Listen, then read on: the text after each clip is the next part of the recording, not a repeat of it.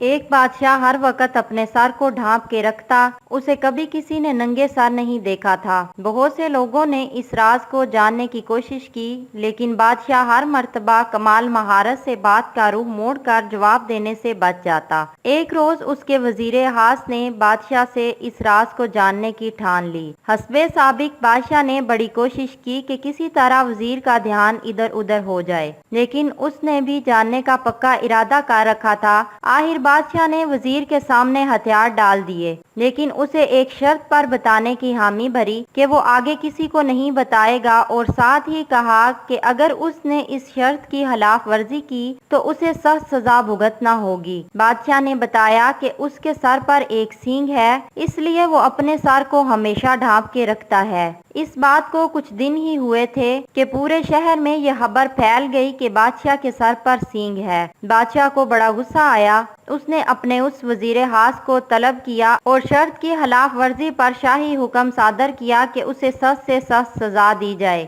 وزیر بہت سمجھدار تھا، وہ جھٹ سے بولا، بادشاہ سلامت، جب آپ بادشاہ ہو کر خود اپنے ہی راز کو نہیں چھپا سکے تو پھر آپ مجھ سے یا کسی اور سے کیسے یہ امید کر سکتے ہیں کہ وہ آپ کے راز کو چھپا کر رکھے؟ لہٰذا جتنی سزا کا حقدار میں ہوں اتنی آپ کو بھی ملنی چاہیے۔ میرے عزیز دوستو، زبان سے نکلے ہوئے الفاظ اور کمان سے نکلا ہوا تیر جب نکلتے ہیں تو دو کام ہوتے ہیں۔ پہلا یہ کہ وہ پھر کبھی لوٹ کر واپس نہیں آ سکتے، چاہے لاکھ پچھتاوے کے ہاتھ ملو، اور دوسرا یہ کہ وہ پھر جہاں جہاں سے گزرتے ہیں اپنی شدت اور قوت کے مطابق زخم لگاتے جاتے ہیں، جس کا دوش ہم اپنے علاوہ کسی اور کو نہیں دے سکتے۔ اس لیے کہتے ہیں کہ جب تک الفاظ آپ کے اندر رہتے ہیں وہ آپ کے غلام ہوتے ہیں، اور جیسے ہی وہ ادا ہو جاتے ہیں پھر آپ ان کے غلام بن جاتے ہیں۔ اگلی پوری زندگی آپ کو اپنے عمل اور کردار سے اپنے کہے ہوئے الفاظ کی پاسداری کرنی پڑتی ہے۔